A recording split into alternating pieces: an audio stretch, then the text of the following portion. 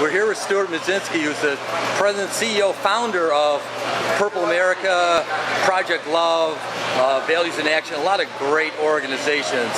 And you're here at the RNC, Stuart, with a huge purple tent. Tell us what's going on. Well, we decided that whether we're doing programming in the schools or in the community, civility is kind of a foundational element that we have to have. We have to get our population, we have to get our kids, our leaders, our political leaders, everybody in our community taking a stand for civility and saying, I stand for civility.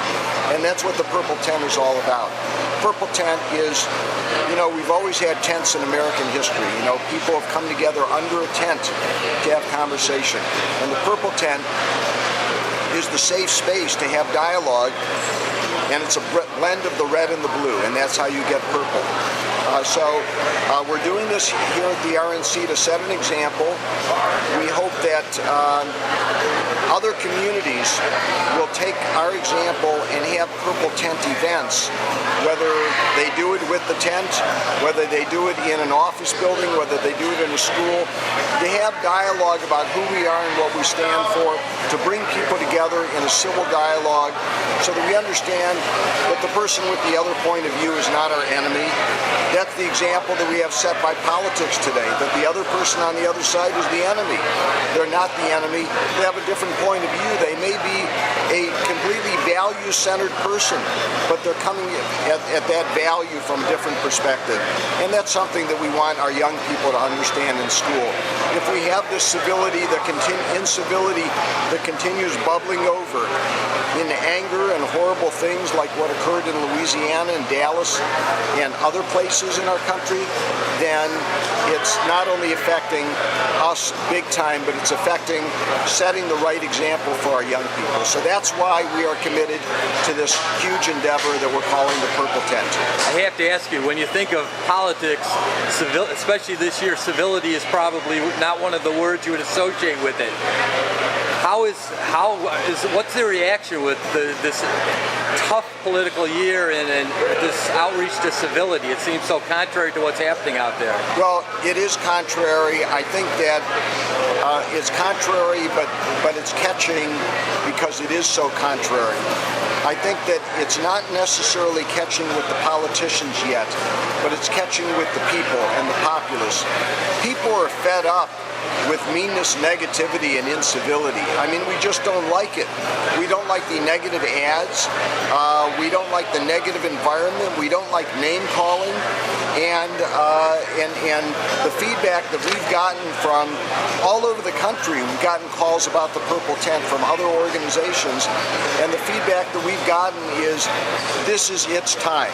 We need to take a stand and say, I stand for civility. In fact, we have these posters that people can download from purpleamerica.us or purpletent.us. I stand for civility. Put it in your workplace, put it in your home, put it in your window, take it to your school. We all have to say, I stand for civility. Otherwise, civility is going to continue decreasing. Now, you've had this big purple tent here all week during the RNC, and you've had some amazing panels and topics and some world-class people here. Tell us a couple of the topics that were covered, and maybe if there's anything that might have surprised you from like today you have Dr. Ben Carson here, and you've had Michael Medved, a lot of great, I don't want to list them all, but... Well, I'll tell you what surprised me. Michael Medved was on the panel yesterday dealing with the subject of is civility dead? Now, one panelist said civility is not dead, it's just in the hospital. We got a lot of laughs, from that comment. But one thing that Michael Medved said is he said that he has been blackballed from talk shows because he is unwilling to take the mean approach.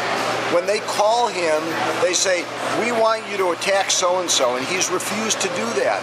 So we have this red meat environment where, we're hunting for the negative instead of looking to the positive.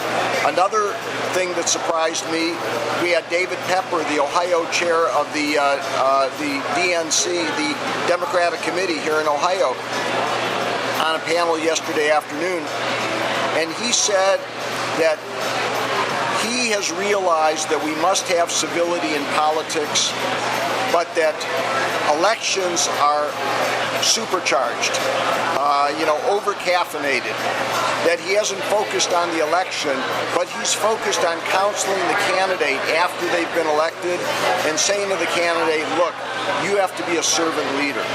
You have to be for all the people. You have to cut across the aisle. And I found that to be really novel. I didn't realize that. So obviously, the civility issue is resonating with some political leaders, but I think it's really resonating big time, with people on the ground, just ordinary people. We're just sick and tired of this meanness. Who wants meanness in their lives? Who wants their children exposed to this? So we all have to take a stand and say, I stand for civility.